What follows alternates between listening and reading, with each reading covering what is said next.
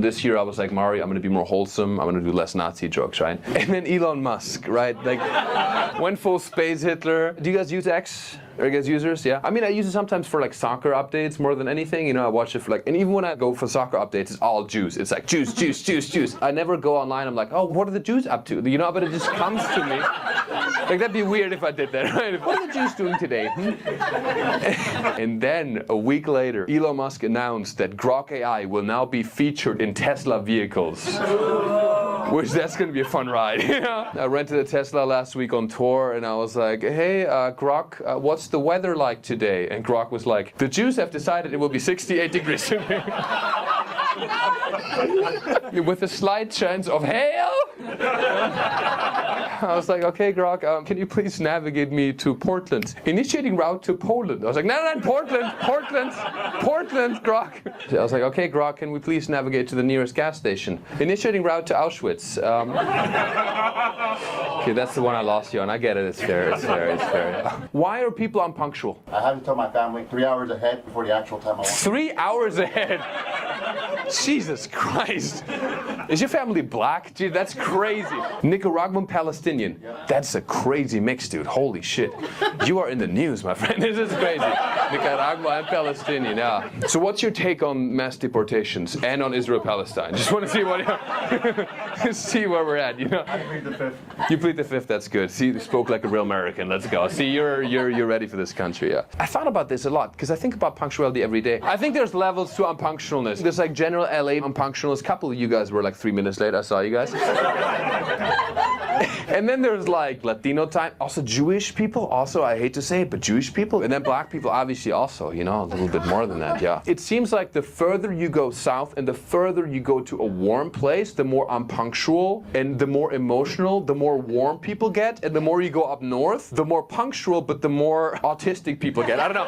It just, because in Central Europe, like Germany, super punctual, Denmark, all this stuff. Then you go down, you go to Italy, people are already living life a little too much, having a little too much fun, you know. And then you go all the way down, and then you go to like Egypt, and time has no meaning anymore.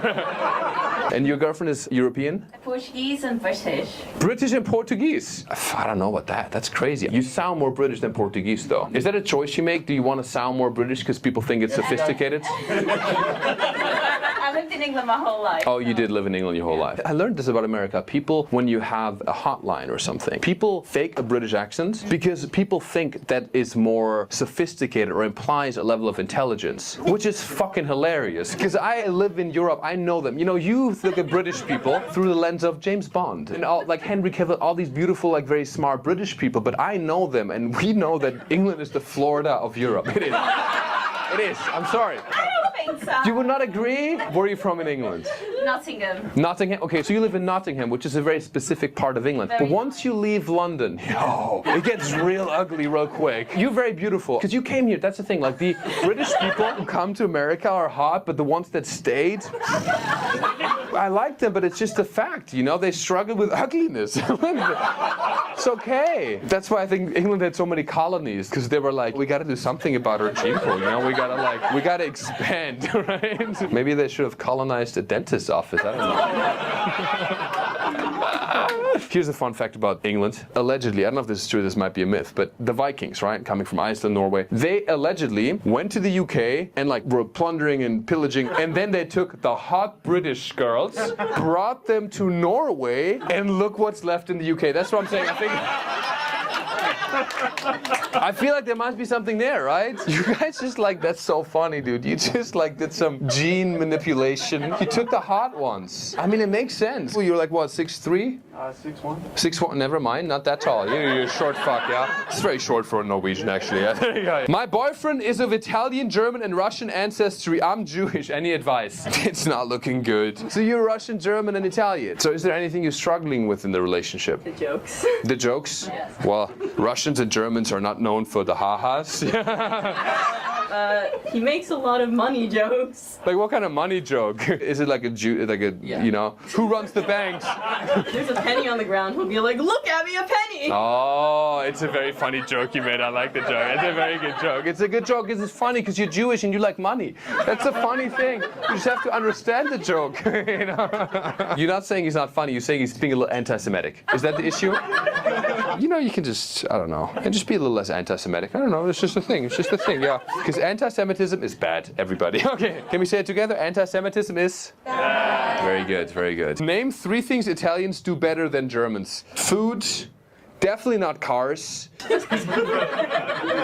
Because the first car I drove was an Alfa Romeo. It's a beautiful car, very beautiful performance, but it breaks all the fucking time. You know, it just does not. It breaks down before we even get to Poland. It's not looking good, yeah. Name 3 things that Italians do better than Germans. That's a tough one. I mean, they show more love, you know, and then probably 2 pasta dishes of your choice, yeah.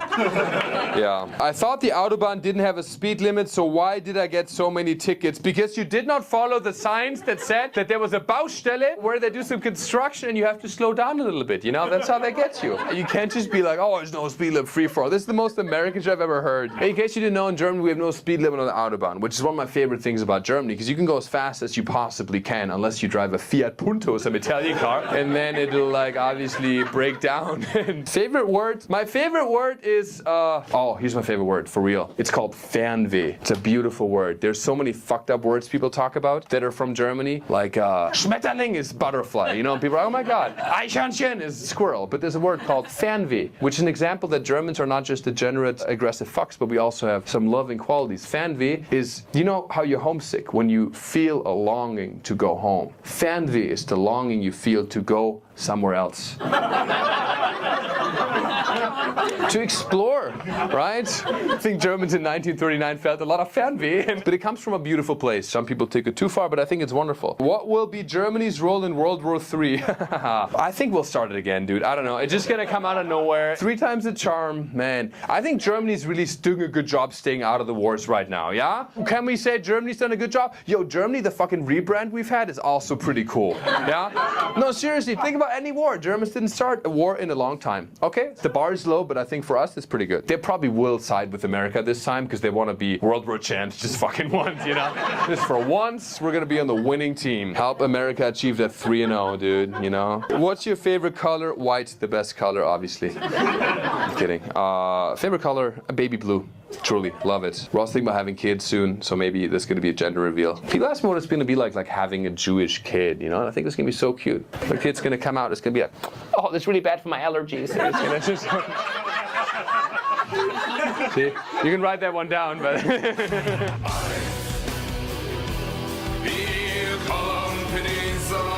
Any Germans here also? Not that excited, please. There's a little too much excitement in Israel, ja? Du bist richtiger Deutscher? Ja. Ja, großartig, er spricht richtig Deutsch, ja, das ist schön. When did you move to Israel? So 3 years ago I moved here from Köln. From Cologne, nice. That's the gayest place in Germany, FYI, yeah? We like it. Whenever I'm on the phone speaking in German a little bit, Oh, yeah. I see little Jewish people crossing to the other side of the street. Little Jewish people. Okay. Yeah. We see the little inferior Jews walking on us now.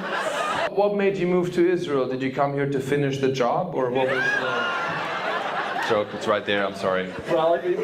So for your wife, you said? Really? A German moves for love? You are not a real German, yeah? You must be Italian or something, yeah? For love, really? How do you feel about that as a German living here? Because I had a situation where I was watching the Euro Cup with my wife in a very Jewish neighborhood in Los Angeles. And then Germany scored a goal in the last second of the game against Spain. And I jumped up from my seat, I was like, yeah, Tor für Deutschland! And then everybody looked at me kind of like how you guys look at me right now. And I was nervous. I was like, I have a Jewish wife. Yeah, wife Jewish, yeah. Shalom, shalom, yeah. How's the wife doing? The marriage going good? I hope so. Yeah? So are you Jewish, sir? Are you a bit circumcised, or like did you convert or anything like that? No. That's cool. Nothing against Jewish people. I'm not... We're all getting nervous, man, in German. Whenever you start a sentence with saying like anything like, listen, I don't want to offend you, but, it's definitely going to be something against the Jews. So what do you have against the Jews? Say it here right now in a room of 500 Jews, yeah? Yeah? Israeli Jews, which will probably kick your ass, but you're a brave man, yeah? I don't want to wear skinny jeans with an intact dick. So you wear skinny jeans. That's so last season. What are you doing? God, Europeans would know better, yeah. That's for gays? Skinny jeans? Really? Well, I'm doing well then. Look how straight I am with these pants, dude. I'm so straight. Okay, so you didn't want to get circumcised. Yeah, I mean, I got circumcised. It's not too bad. I got circumcised, yeah. Who's circumcised here? Make some noise. Don't you feel like you want to fit in with the crowd a little bit? You know what I'm saying? I know a guy who can help you. Snip, snip, yeah. Make your penis more aerodynamic. Yeah. You guys do the circumcision thing though, like a couple days after birth, right? 8 days. 8 days. And what happens with the foreskin? You eat Some people You eat it? It's right what they're saying. You eat it? What is this fucking Hillary Clinton's fucking baby eating ring here? Some say it's a blessing. Some say it's a blessing? For what? To eat it? No, to chew on it. Yeah, it's disgusting, I know. Is this a real thing? Y'all Jew on babies' foreskins. Is this like some witchcraft? Is this some Jewish witchcraft? If you do it, the next baby you birth is a male too. Okay, if you chew on the foreskin, the next baby will be a male too. That makes sense. That's wild. That's wild. This is not where I thought the set was going to go, but I appreciate this information, This is very good. You said something that a rabbi, after the circumcision, sucks the blood out of the penis. Isn't that something you might be into, Germany? Doesn't that sound... But I want to clarify, that's, I think, not true. I was corrected because people were like, Mario, listen, this guy was not telling the truth. There's too many stereotypes about the Jews. We don't need a stereotype that our rabbis are sucking off little kids. Also, you're culture appropriating again because the Christians did it first, okay? We did it first.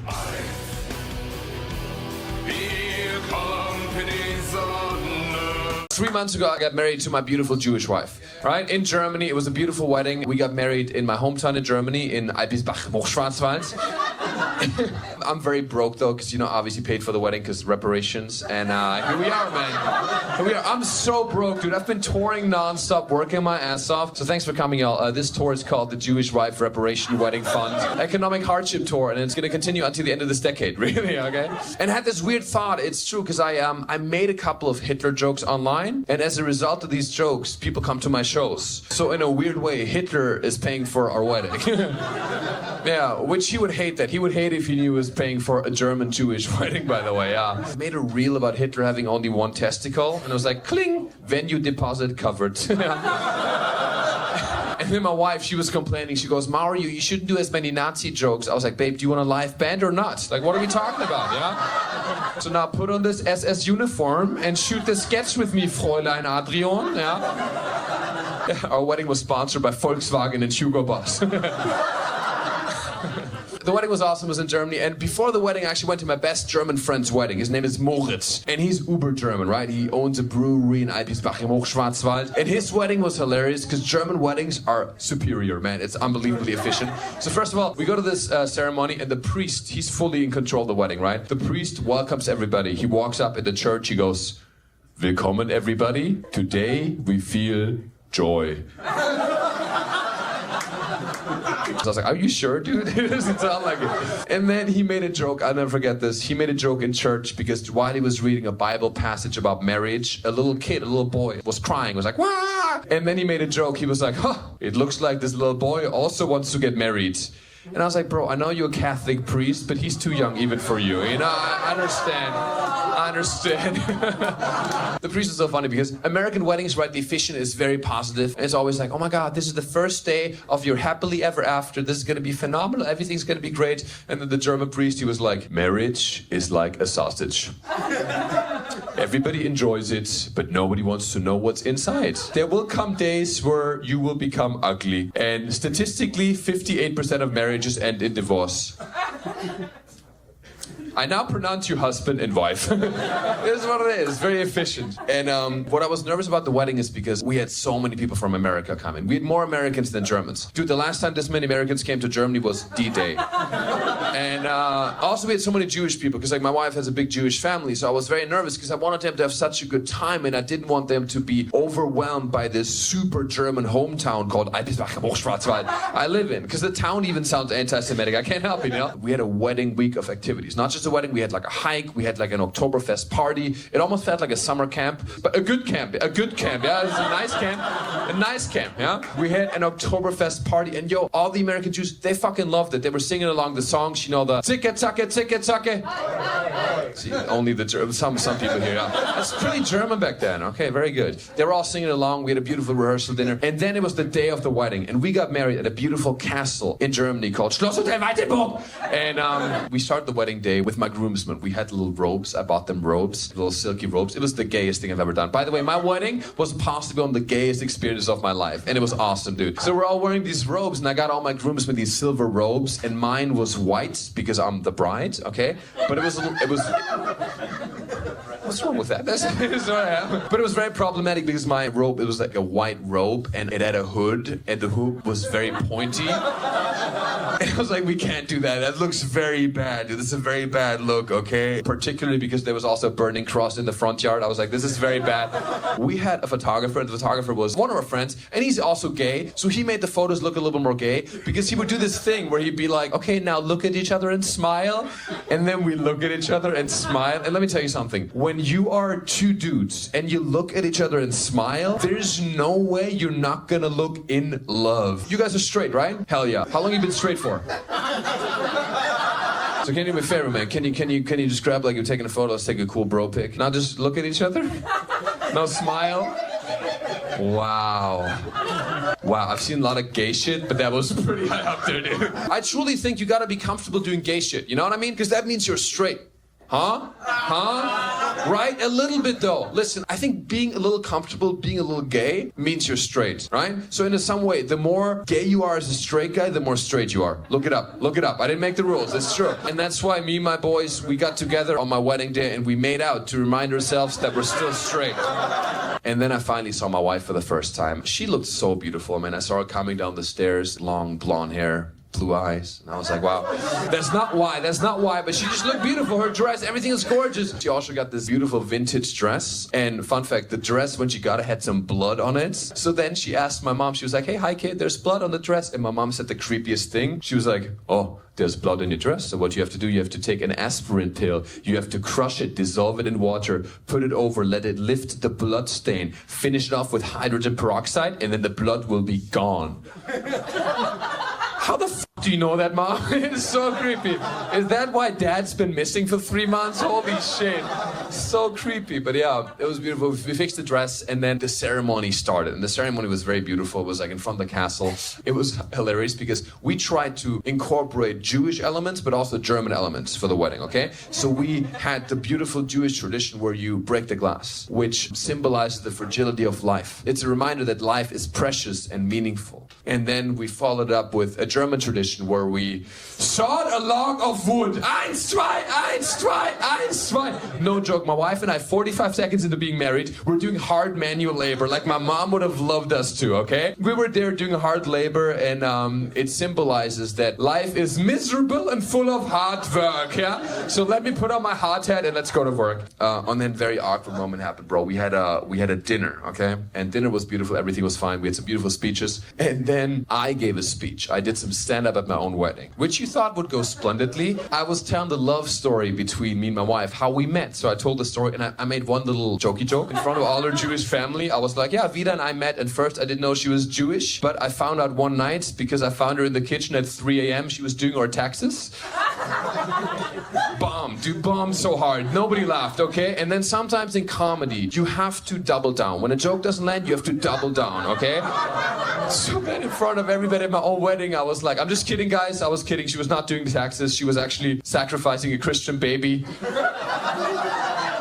Bomb bombed even harder, dude. I'm like bombing at my own wedding. I was like, oh my God, this is horrible. I was like, I got one more. I gotta double down even more. So sometimes you gotta acknowledge the room. So I was like, yeah, it's very tough bombing in front of all these Jewish people here. But luckily, Jewish people are very familiar with bombings. And then my wife annulled the wedding. See, that's why I'm here. No, it was beautiful. And then we went outside and we had our wedding dance. Okay, and the wedding dance was rough for me because I'm not Latino, unlike some of you guys. I don't have rhythm, like zero rhythm. And we're practicing our wedding dance. And the only dance we Germans have is called the German Walzer. It's so different from Latin music because in Latin music you have the salsa and you follow your hips, you follow the passion of the music, you follow your heart. In the traditional German Walzer, you follow a rectangle. 1, 2, 1, 2, 3, 4. Yeah, it's a beautiful celebration. I did my first hora. You know what a hora is? It's a Jewish tradition where you go on the chairs and you're up there and you're being lifted up by your friends. And when I did the hora, it was so beautiful because all Vida's Jewish family, they were lifting me up, and it was so beautiful because I really felt accepted into their family. And my wife was up there, and we're at a German castle doing a Jewish hora. I'm with my best friends, everybody I love, and it was such a beautiful moment that brought us together. Because Jews and Germans, we have somewhat of a rocky relationship, but I feel like there was a beautiful moment of unity. I really thought, wow, if we Germans and Jews could work together more, we can take over both Poland and the West Bank. I was like... It's a quick thought, but it's mainly about unity, okay? The favorite moment at the wedding, my wife came out at some point and she was singing me a song. She sang me, and now don't judge me or call me gay. I love Taylor Swift, okay? I love Love Story by Taylor Swift. Romeo, take me. So beautiful, because we're at a castle, and then she came out, she sang the song, and everybody lost their shit. The Americans were dancing like, oh my God, yes, fuck yeah. My mom was dancing. And we all had a great time.